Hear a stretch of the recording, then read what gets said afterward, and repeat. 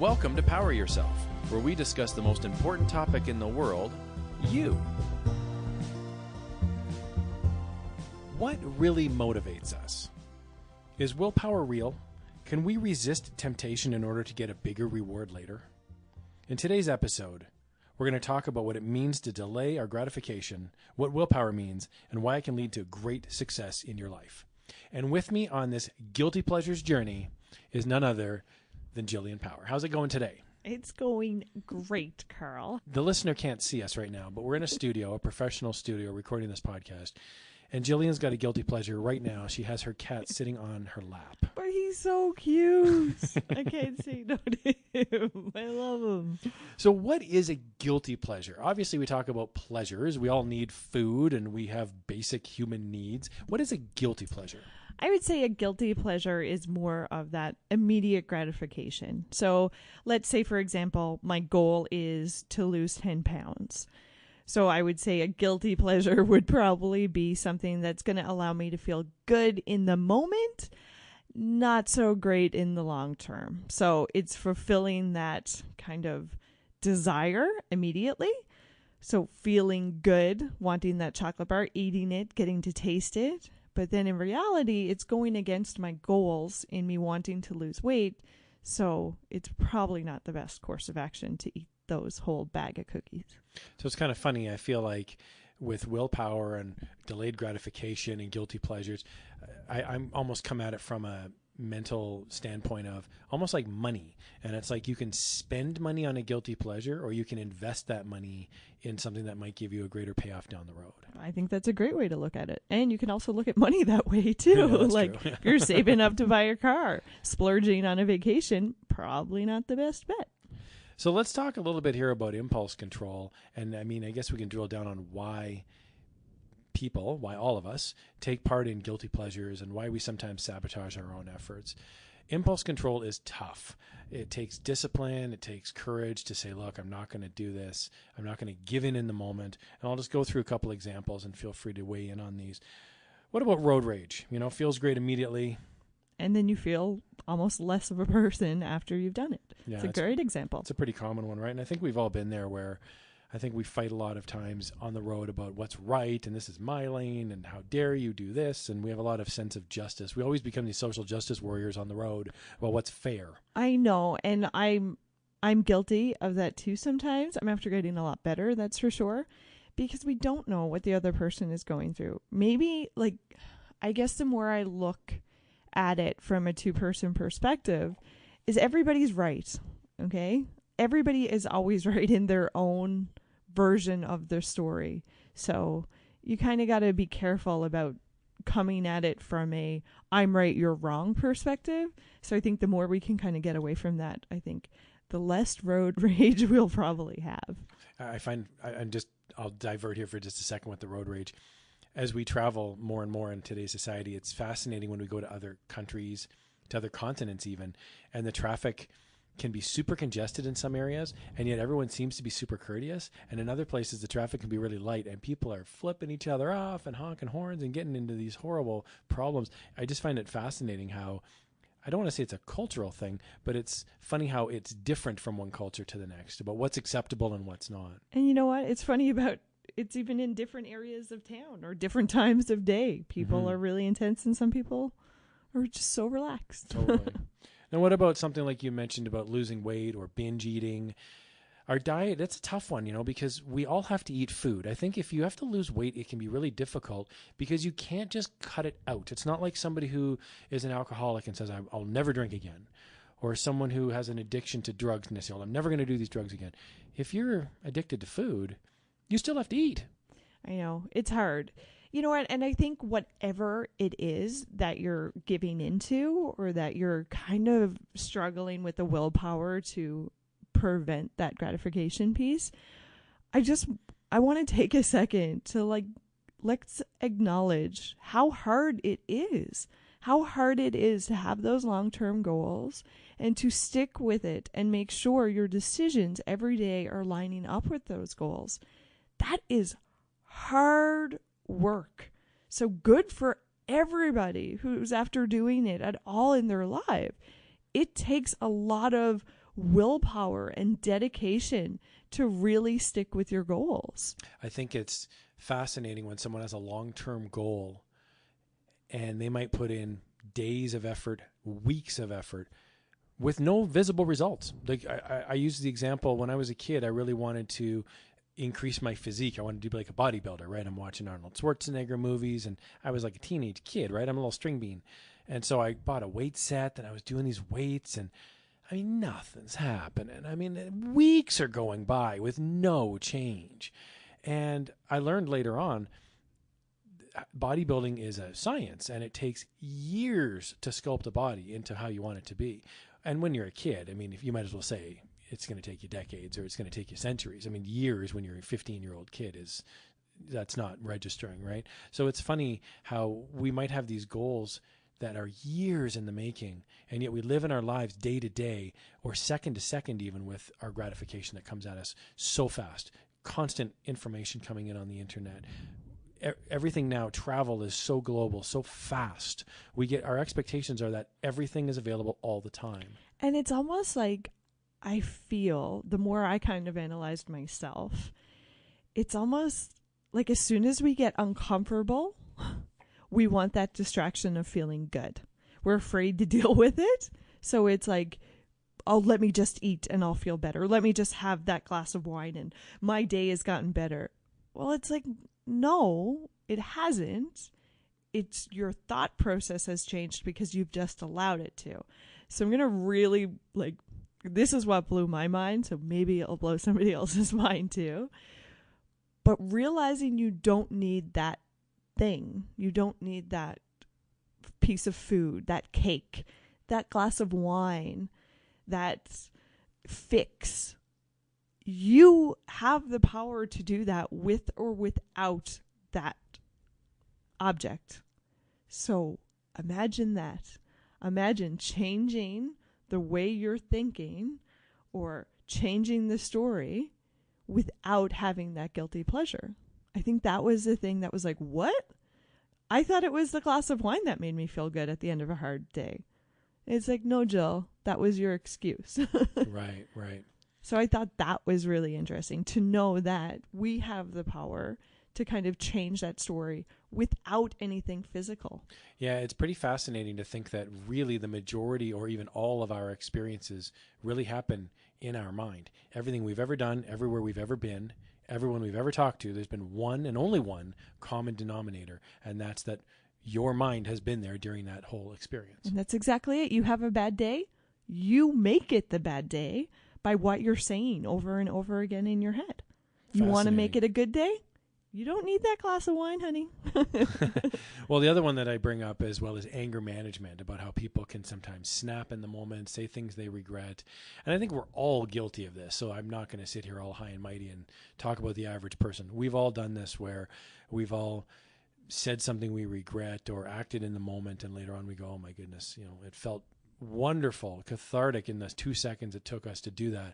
And then the repercussions can last for a long time afterwards. And that's exactly it. With all those guilty pleasures or all those kind of immediate fixes, they might feel good for 30 seconds, but in the long term, you have to ask yourself, is reacting that way, is eating that piece of cake or yelling at that person really going to help me in the long term? Or do I maybe have to do some internal work here? And that leads us into the other one, which is social anxiety or social awkwardness, where somebody will say something inappropriate. So basically not being able to keep their mouth shut. So I remember once, because you have a cat on your lap, maybe this is why it's reminding me, but I remember once talking with a group of friends and the subject of cats came up and I said, oh yeah, I really like cats. And this person who I didn't really know that well blurted out, oh, have you seen that thing online about the abused cat? And I thought, why would you bring that up? We were all talking about cats and how much we enjoy their company and how wonderful they are. And this one person thought, well, this is totally normal. I'm going to go to this spot, right? And it was just such an odd left turn. And everyone felt it and everyone kind of went, ooh, okay. On that note, we'll kind of wrap things up. So I just find it funny how I think we've all done it too, right? So I don't mean to, hold my judgment over this one person, but I just think it was just a weird example of how, Like, why would you say that out loud? So anyway, we've all been there, but not being able to keep your mouth shut or saying inappropriate things. That's one that comes up from time to time. Maybe saying not socially accepted things, or maybe it's just not the right time in the moment. Totally get it. Yeah.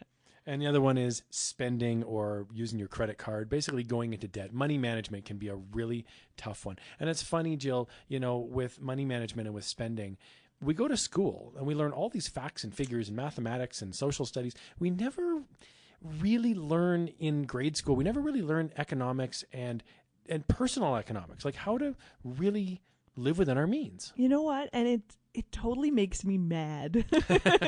It does, because I think it's such an essential skill. And some of us had to go out and fail a little bit to be able to really learn it. And some of us are still learning. But seriously, to have that that essential skill, that basic skill that we all commonly need. We need to know how to budget. We need to know how to prioritize. We need to know how to save. And you're totally right. It's a shame that that's not really talked about in schools at such a young age to start getting those habits. And I think it's doubly tough as well, because we live in a day and age where you can easily show off objects that you own. The latest smartphone, a car, a house, golf clubs, skis, the list goes on. And yet we don't walk around showing everyone our bank balance and our bank account, or we don't show everyone about our discipline of saving for maybe an RRSP or a pension plan. So it's funny how we have this, these hidden millionaires that walk amongst us that we don't, they could look like the average neighbor next door, and yet they might be worth millions of dollars, and yet we would never know. Or you can look at it too in that guilty pleasure, that immediate gratification of buying that new car or buying that new shiny object. For some people, that's seen as giving them status, making them appear more pleasing or more successful. So I think we have to ask ourselves why we categorize them as successful if they have something shiny. Like, you would know right now, we're planning a wedding. So that is something that my mind is blown with. And it's a perfect example. How much people actually spend on weddings. One day of their life. We have to do, once this hurdle is over, we have to do an episode. But it really, my mouth drops at what people actually spend. And I'm like, but that's your house. Or that's a really nice trip. So I guess it's scary how much society rewards those guilty pleasures or rewards those immediate gratification and doesn't really talk about, like you said, the kind of maybe the saving aspect, maybe the showing the willpower and not eating that thing in front of me, or portion control. So it doesn't really publicize or talk about how good and how strong character a person is to withstand from that immediate gratification versus the person who caves into it. A wedding especially is fascinating. You might have 150 or 200 people, or maybe much more, sitting in the audience. And the thought does cross our minds that they're silently judging everything, the color of the curtains and the meal and the MC and the band. And, was this a great event or was this a horrible event? And I'm sure some people really are silently judging. You know what? And I really want to, I feel like, especially going down this road, I totally want to talk to somebody who's had this really big wedding and really thought it was super, super important to spend all this money. I'm not ignorant enough to think that my way is the only way, but I really want to try to understand it from a different perspective, because I cannot comprehend people spending as much money as they do on one day. So we've covered a few. Sorry, that was a bit off. No, I totally agree with you. I think it's fascinating, especially since you're going through this right now, that you can kind of see it and have the awareness to look at it from both sides. It's funny because we always hear about the person in Las Vegas who gets in the car and just drives to the Elvis Drive-In Chapel and they spend $50 and get married. And then we hear about the other person that has 800 people at their wedding and it was, an 8-hour affair and it's tens of thousands of dollars. And they're both these extremes. And yet neither one has any correlation to whether or not the marriage will be successful. It's totally independent. They're two totally separate things, whether you have a successful marriage or a quote unquote successful wedding. It's fascinating. It is so fascinating. And it's not something we talk about. We don't talk about the after, the actual building of the relationship or setting yourself up as a couple. Wow, we'll kind of put the brakes on it, but we'll definitely go down that someday. So we've covered a few points on why delayed gratification is difficult, why willpower is difficult. We look at it today's day and age with advertising and marketing. You deserve it now. And it feels good. It actually does in the moment feel good to buy that trinket or eat that piece of cake. Another one that we haven't really touched on is it's a very real possibility, Jill, that there may not be a tomorrow. We may die early. We all know somebody in our lives who's passed away at a very early age. And it's heartbreaking when you think this, good old Joe worked for 30 years and he had a government pension and he died 2 years before he was supposed to retire, or 6 months after he retired. And you think, this is horrible. Not only is he gone, but he didn't have that beautiful retirement that we all picture in our minds, where you're on the cruise ship and you're still healthy enough to enjoy it and you have all the money you need. And unfortunately, that's not the reality for many people. And I think that's what scares us sometimes. And that's what almost gives us the permission to really buy into those, like that immediate gratification or the guilty pleasures or, doing stuff in the moment. So I think, and do I have it all figured out? Absolutely not. But I think it's a balance of being happy presently with yourself and working towards a goal at the same time. It's funny. I have a hobby, and I know we're going to talk about hobbies in another episode here. And we all have our different pastimes that we enjoy. Well, I happen to enjoy collecting comic books and researching them and talking with my friends about them. And I wanted to get a commission done, which is when an artist draws a customized picture just for you. So I really wanted to get this piece of artwork done. And I was humming and hawing about it because it was a little bit expensive.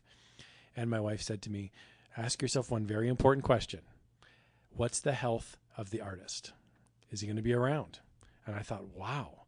I mean, if he's in his 60s or his 70s or his 80s, this is a limited opportunity. And sure enough, that artist actually has slowed down the commission request quite a bit because his health is not as good as it once was. And I thought, wow, someday he will no longer be doing commissions. This is a limited opportunity. So it's funny when we talk about this, there may not be a tomorrow. It's not just for us, but the opportunity might not be there as well. You might get a once in a lifetime trip to go somewhere. A friend of mine was presented with a trip of a lifetime to India. Their friends were getting married. Well, that's a once in a lifetime trip and it's happening now. And there may not be a tomorrow to go. So it's like, do you go now and spend the big money?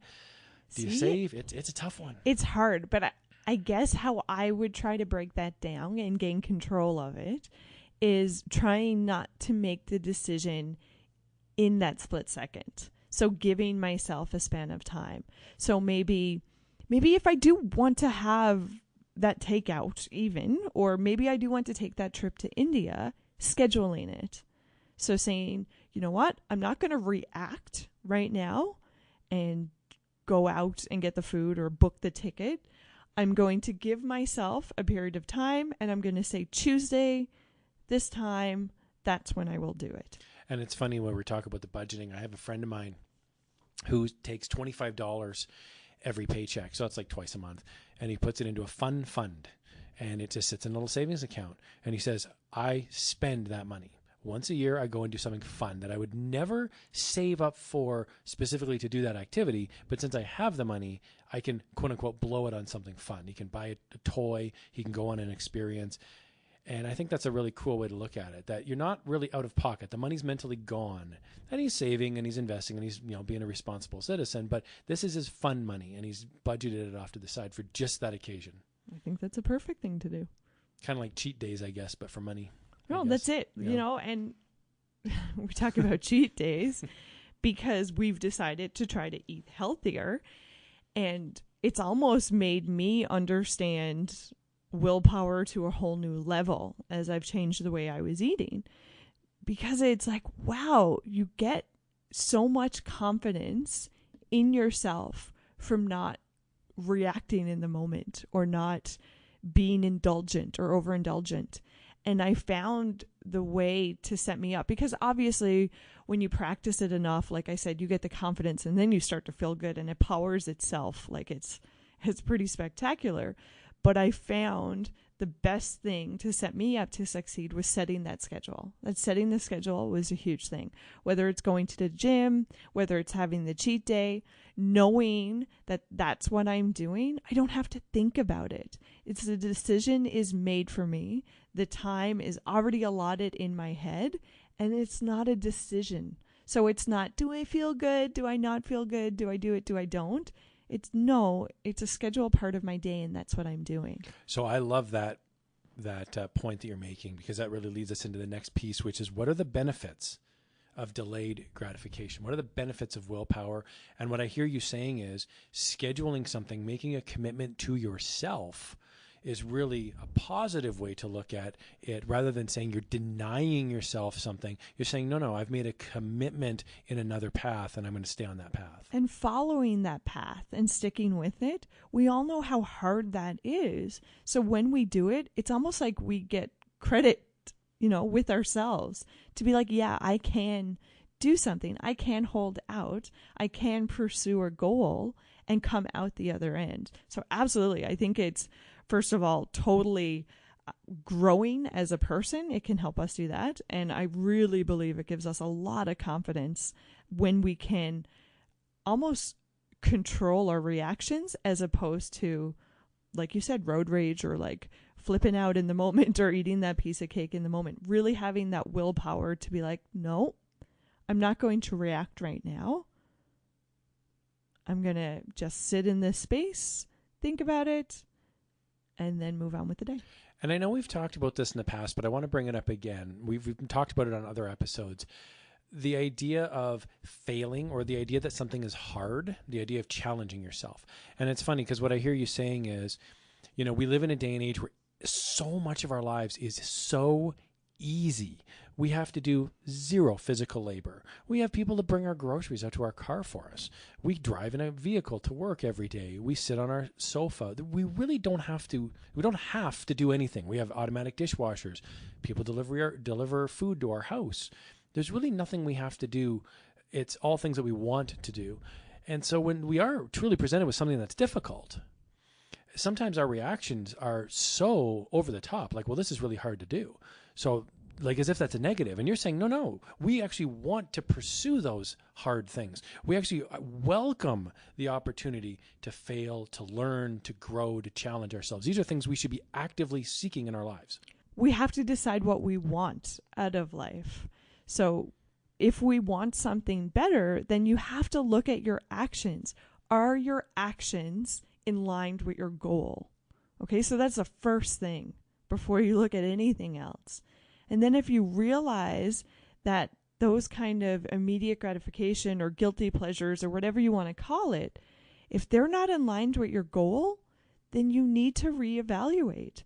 Stop letting, the reactionary piece of our brains win.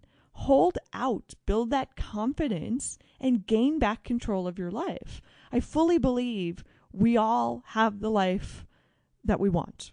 And if we don't want this life, we have to put the effort in to change it. And that takes willpower, and that takes courage, and it takes practice. So one of the benefits of willpower is increasing our ability to plan and to see the future. And I love what you say there about having a goal, and in asking ourselves, is what we're actually doing in our lives working towards that goal? Yeah, or a lot of the times preventing the goal. Like, I go back because it's the easiest to kind of get that visual on when people want to lose 10 pounds, but yet they're eating the candy bar when they feel bad. Like that, like you can look outside of that and realize, oh, that's not in line. Or they want to lose 10 pounds, but they're eating out once a day. I'm like, well, are you really putting the effort in to lose that 10 pounds? Right. And is there another reason why you're maybe doing that other activity? And without addressing that other reason, you could be sabotaging your long-term goal. You just nailed it. So a lot of the time we start to feel uncomfortable. We have a bad day. And what have we been trained to do? Feel good. And what makes us feel good? Something immediate. Whereas it honestly needs to be a change within us. that now I'm starting to associate, oh, I didn't overindulge. And wow, that makes me feel good, not just for 30 seconds, but actually for the whole day. Because I showed myself that I can control, or I can practice willpower, or I can practice effort. And that makes me feel good internally. And I promise you, it makes you feel good for a lot longer. And that leads us into the next point perfectly, which is one of the benefits of willpower is increasing our tolerance for discomfort and being in an unpleasant situation. So an example might be of a way that we can increase our tolerance for discomfort would be on purpose, seeking out something that's new and uncomfortable and kind of forcing yourself in a safe way to sit through it. So for example, maybe you put away your phone for half a day and you're forced now to sit in silence. You're forced now to quote unquote enjoy going on a walk without your phone. You're forced now to not be distracted. That's the big thing, Karl. Right. It's a huge piece. It's so easy to tune out and to become distracted. And then we don't have to really think about our goals or really think about our actions in the moment. But it's when you do that, when you become unplugged or when you put that distraction away, it's like, wait a second, I actually have to deal with me. And I think it's important, too, to talk about expectations. Kind of a funny story.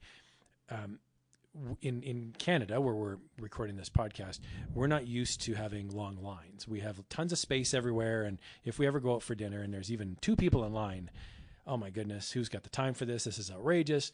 And so I was in London years ago, and I went to Wembley Stadium, and there's lineups everywhere. And it's so funny because British people on the whole are very polite, and we're all waiting to use the bathroom at this Wembley Stadium, and there's just a huge long lineup, and nobody seemed upset about it. And it was just so odd. And I remember thinking at the time, oh, the expectation here is you will wait, you will be polite.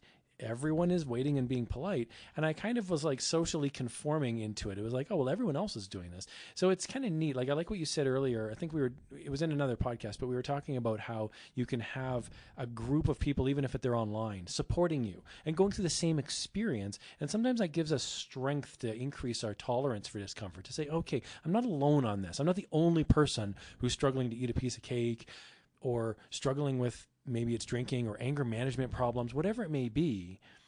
I'm not alone on this. I can go talk to someone else about it. And sometimes it's that shared feeling where we can now help to comply. Like we can comply as a group and say, okay, we're all in this together. This is not acceptable. We're all going to try to do better.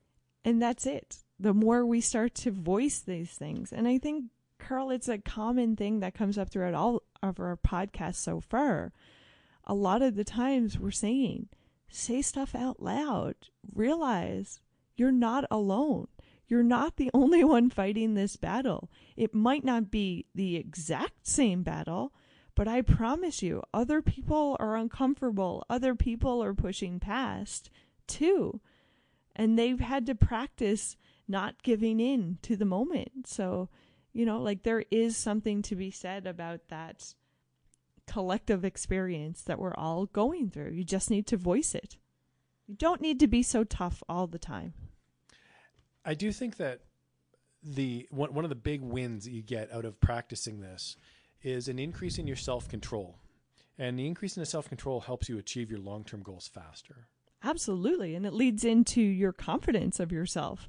Knowing that you have the ability to practice self-control, that makes you unbeatable sometimes. Realizing that you're not going to get distracted and, off track, or better yet, getting distracted, but then putting yourself back on track.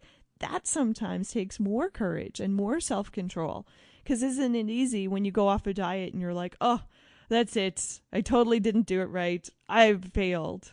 It's like, no, you don't need to fail. You can still get back on that track. It's a choice. So practicing that self-control, once again, you're tapping into your potential and you're making your life the way you want it. And it's funny, when I think about the self-control one, I tend to go to not so much the eating. I tend to go to the anger management side of things. I've got a buddy of mine who's traveled all over the world, He's seen many different countries, many different cultures. And he's just so calm all the time. He never gets upset. And it's not that he's gritting his teeth and pretending he's not upset. He truly is a super chilled guy. And I've talked to him about it. And he's like, and he said, like, I'm not trying to sound all hoity-toity. He said, but when you see the world, you don't get concerned that there's an extra person in the lineup at the supermarket. It's just not a concern.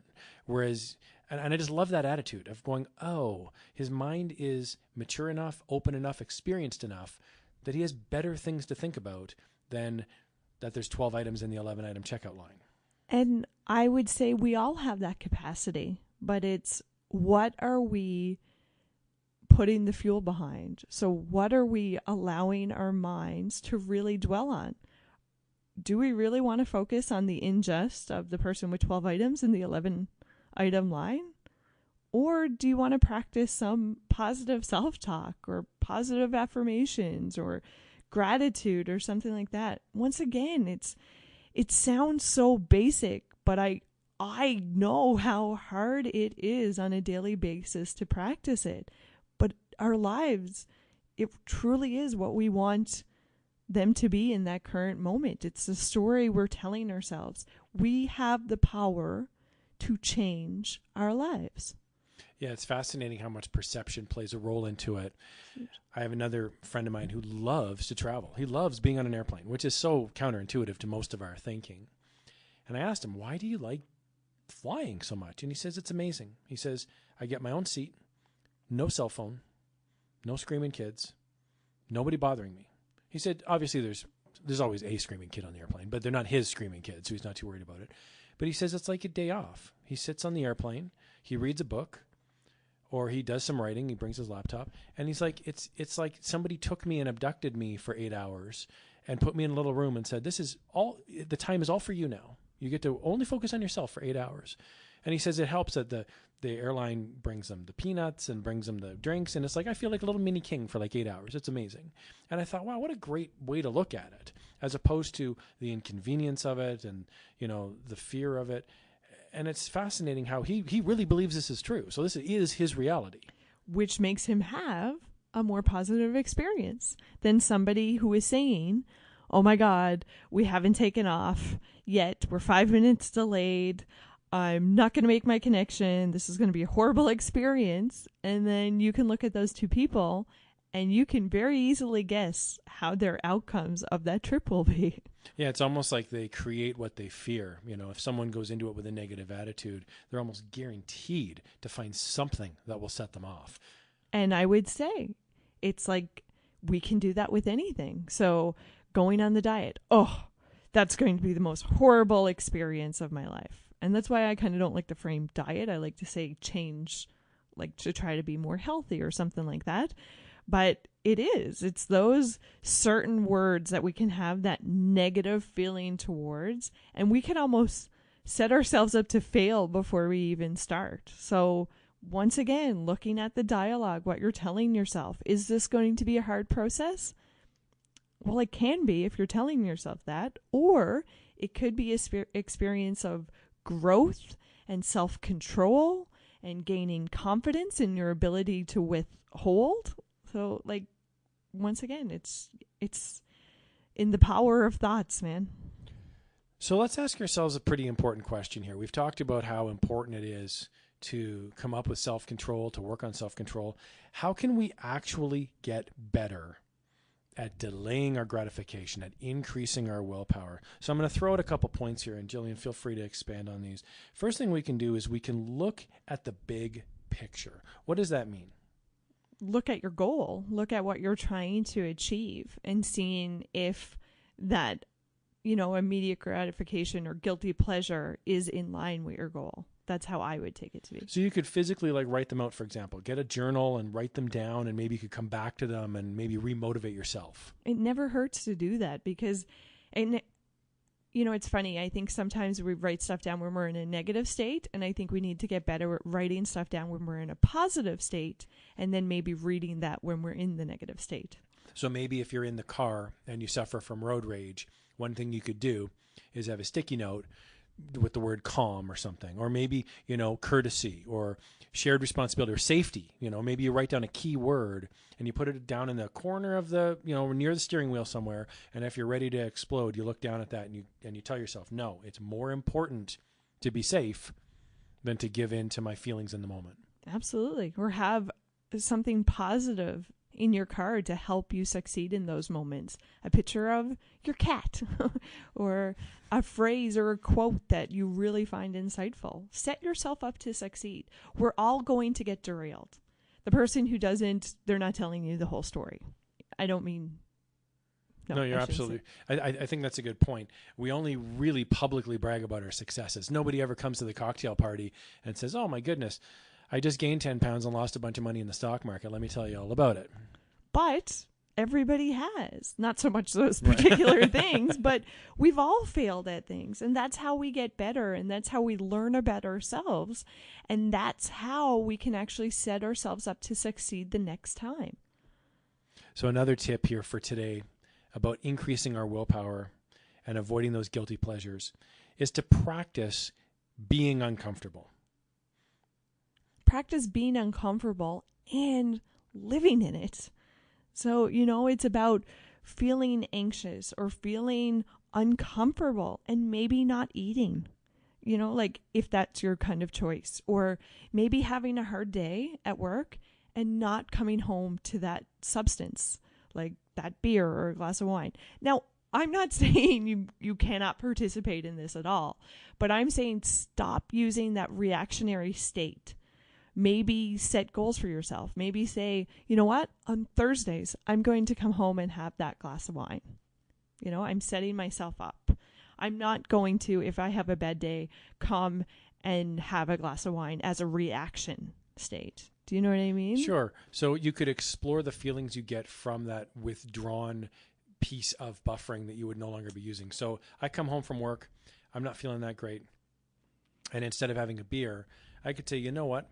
I'm going to sit here for 3 hours and I'm really going to explore why I'm upset. I love it how you just said buffering, Karl. And it's what everything is. Like, technically, it's a distraction is another word for it. Where sometimes too afraid, or I don't know if we don't understand that we're actually being distracted. But it's almost like we're encouraged not to deal with ourselves sometimes. And I think that's where the power and that's where the self-awareness is going to come, is when you are uncomfortable, but you choose to just stay in that moment and really kind of analyze why you are uncomfortable. That's where the power will be, not with reaching out for the chocolate bar or reaching out for the guilty pleasure and kind of pushing it down and distracting yourself. It's actually dealing with that state of emotion. Sure, because at the end of the day, a state of emotion is a feeling. And really, a feeling is a feeling. It can't kill you. So it's not a fatal, life-threatening danger to feel sad, for example. And a feeling is something that can be changed. You can change that feeling. It's about changing the dialogue in your head. You have 100% control. We could all have the exact same day from start to finish. Exact same day. And I mean exact. And I bet you if 5 of us had the exact same day, we would all experience different feelings about that exact same day. Oh, you're absolutely right. I remember you and I attended a conference once together. And you and I are pretty similar. But there was a lot of networking. We listened to some public speakers. There was a little bit of food there. There were some tables set up. And I remember at the end of the day, you and I were on the same page. It was tiring but fun. We were tired, but we had a good time.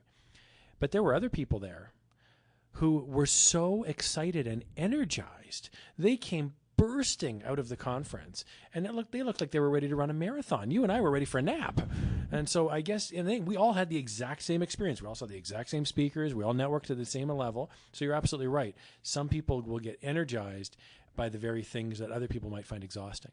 Exactly. So I would ask everybody to, if they are having a bad experience or if they are uncomfortable or if they are having a bad day, try not to react. Try to sit with it for a second and maybe dissect it. Try to do something that's really aligning with your goals. So as opposed, for me, I'm, planning on doing a race at the end of the summer. So maybe that glass of wine isn't going to line up with my goals, but maybe another way of feeling good would be to go for a walk.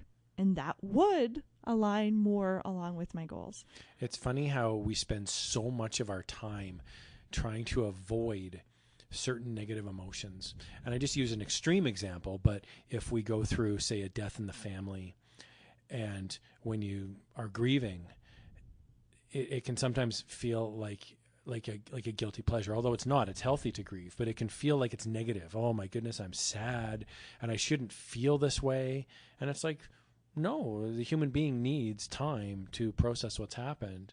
And feeling sad is actually a good thing. It's healthy to process the loss of a loved one. And I would encourage you to sit with it. So Exactly, that's why exactly. I guess that's why I chose like the walk or something. And I didn't say like watch a movie or pick up your phone, because you really want to sit with the emotion and understand why you're feeling it. Perfect example. And we all go through it, is the death of a loved one. So why should we be distracted? Why is it so bad to feel that sorrow? It just means that we're sad that that person is no longer in our life. And in reality, that can be a beautiful thing because you did appreciate them. Another point about getting over buffering, using willpower, increasing our self-control is a physical take on it. And we've often talked about our 4 pillars of health here in our podcast being physical, mental, emotional, and spiritual. And this one touches on the physical pillar, which is getting exercise and getting sleep, and how this can help us. That's my recipe for success right there.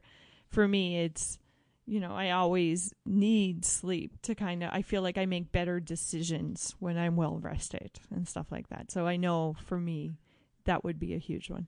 I think having an exercise regimen and completing it doesn't have to be huge, but maybe you're at home and you're watching TV and you say, look, I'm going to do a certain amount of sit-ups, a certain amount of push-ups. I'm going to spend 20 minutes 3 times a week. There's a certain pride, I think, that comes with that, where you say, you know what, I did it. I accomplished that. I remember, man, when we did that hike last summer, we did a hike up in the Rockies and it was phenomenal. And it's funny how the power of perception it's so powerful. We can tell each other, it was just one hike, it was just one day. Or we can say, no, we got to the summit of a real mountain. That's a big deal. And man, I remember it was a big deal. The older I get, the higher that mountain gets, because I was really pooping out there at one point. And I'm really proud of the fact that we hiked that mountain as a group. And I'm confident of it. It gives me confidence during the day to go, hey, I accomplished something significant. Well, look at when we were doing, what was it, a challenge at work too? We were doing stairs or something. Mm-hmm. Like, it's something so simple to commit to, but you're right. Like that, and sorry, I should rephrase that. It's not so simple to commit to. It's really hard some days. But about the exercise and about like how that is a long-term reward. Look at you. It's been what? 9 months since we hiked that, and you're still feeling the positive effects of it. That's good, man. You can do that with anything. It's the same with the workout. Like, I found my success to be when I schedule the times. So I have, if you looked at my calendar, I have time scheduled to work out. And that way it's not if I'm in the mood, if I'm not in the mood. I have my goal at the end of the year, so I am setting myself up to succeed. And it's up to me to tap into my willpower and show up for those scheduled times. I think it's very freeing mentally when we make commitments to ourselves in the future and you honor those commitments. And it's just not an option to not do it. And so, it's funny because I think some people could look at it and say, oh, it's like shackles in your life and you're chained to these events. Or the best thing is you're restricting yourself. Right. And I think it's very liberating to say, no, I can spend all my time now daydreaming about my hobbies and wondering about other areas of my life, because I don't need to spend time wondering and making a decision. Am I going to work out? Am I not? No, I'm going to work out. It's a done deal. It just hasn't happened yet. Yeah, and everybody's different. Like, so we're not going to sit here and preach that this is the way that everybody will, be able to really tap into their willpower. But like, as you can attest, like for me, this is my recipe for success. It's almost not allowing that reactionary state to be part of the equation. It's like, no, I know I can change my feelings if I want to in the moment. So I am going to schedule myself and hold myself accountable is a big thing too. Right. Honoring a commitment to yourself. Another tip that we've got is about taking the time to really know yourself, know your communication style, know what makes you happy, know what makes you angry, know what buttons get pushed that really set you off. So there's some ways you could do this. You could take some online quizzes. You could ask some friends, for example, on how they see you. You could ask for some honest feedback. And that's always tough because you might hear some things you don't really want to hear. And you can also ask your friends how they do it. You can witness modeling behavior in other people and say, hey, I'd like to be a part of that. So I like that piece. I like if you see something that you like in somebody else, ask them, talk about it. Like, it's a beautiful thing to be working on something yourself and trying so hard and somebody come up and be like, man, I noticed you're really positive. How do you do that?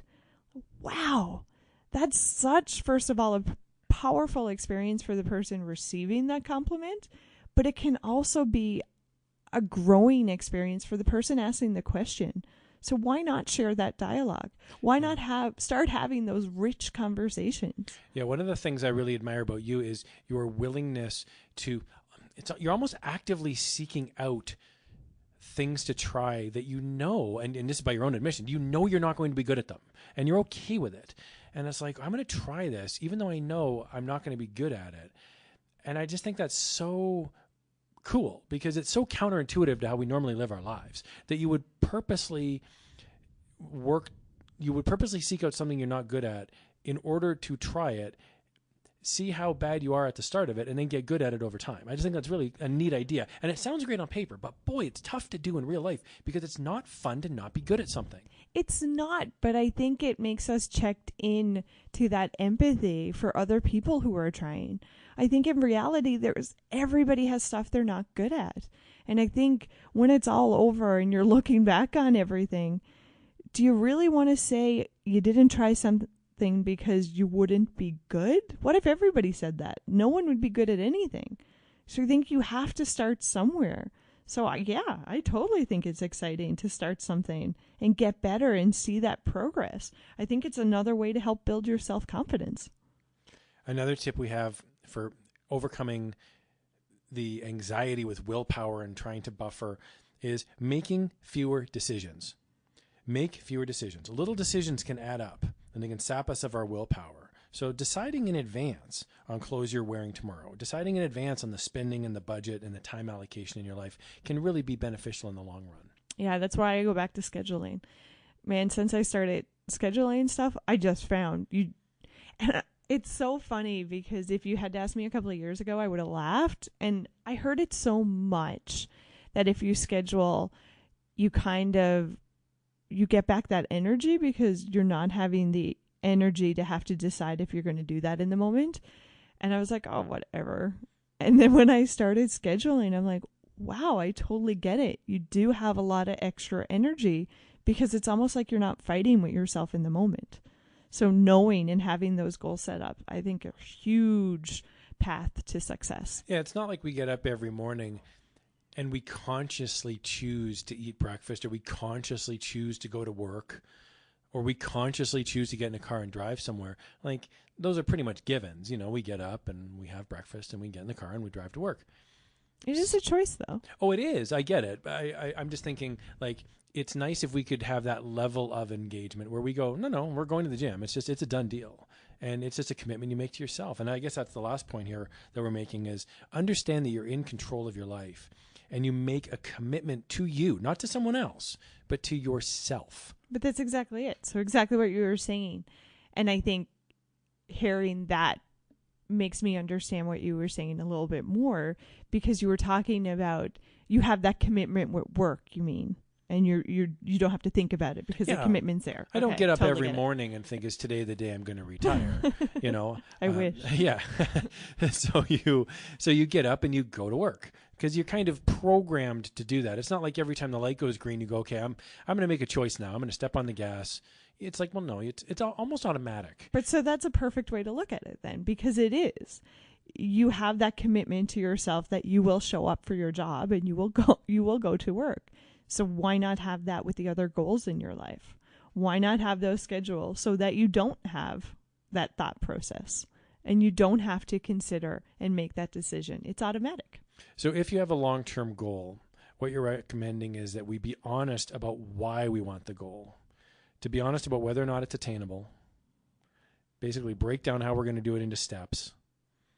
And I'm just thinking maybe we even, make a checklist and then you can start checking off the boxes as you get it done long term. Yeah, I think the more pieces you have on that checklist, so like between step A and step B, like if you have 12 things in between there, it's going to make you feel better and more positive because you're achieving more things. So I think that's an awesome idea to have those little steps and details. So if you were going to say, I don't know, let's pick something easy, not easy, but simple rather, not easy. But let's say you wanted to lose 10 pounds. Mm-hmm. Then you'd recommend maybe you make a checklist about throwing out unhealthy foods, dedicating exercise in advance, dedicating a day or a time, maybe making a commitment to 1/2 hour a week or 1/2 hour a day of researching new and alternative healthy foods, like attainable things that you could say, okay, I'm in complete control over whether or not this gets done or not. Yeah. Even so simple as making the conscious decision to not eat out, making the conscious decision to read the back of products before you eat, making the conscious decision of meal prepping, or maybe eliminating certain foods like sugar that maybe are not so lined up with your goals and what you're trying to achieve. So talking about willpower today, I guess I want everybody to walk away with, or hopefully walk away with, the feeling that we all have it. It's all in us to achieve our goals if we want to. It's about practicing really looking at our actions and practicing not giving in to those guilty pleasures or that immediate gratification, and really trying to make that conscious effort to practice willpower and make sure our actions in the moment are actually lining up with our goals that we want to achieve. What a perfect way to end it. We hope you enjoyed this episode on willpower. And we encourage you to check out our other episodes on Power Yourself. We have a social media page. It's on Facebook. And we encourage you to like us, follow us, ask a question, maybe even leave a comment. We promise we look at them, and it sometimes even gives us ideas for future podcast episodes. So we want to encourage you to get involved. So make a commitment to yourself. Stick with it. We believe in you. Thank you so much for your time today. I'm Karl. I'm Jillian. And thank you so much for listening, and we'll talk to you next time.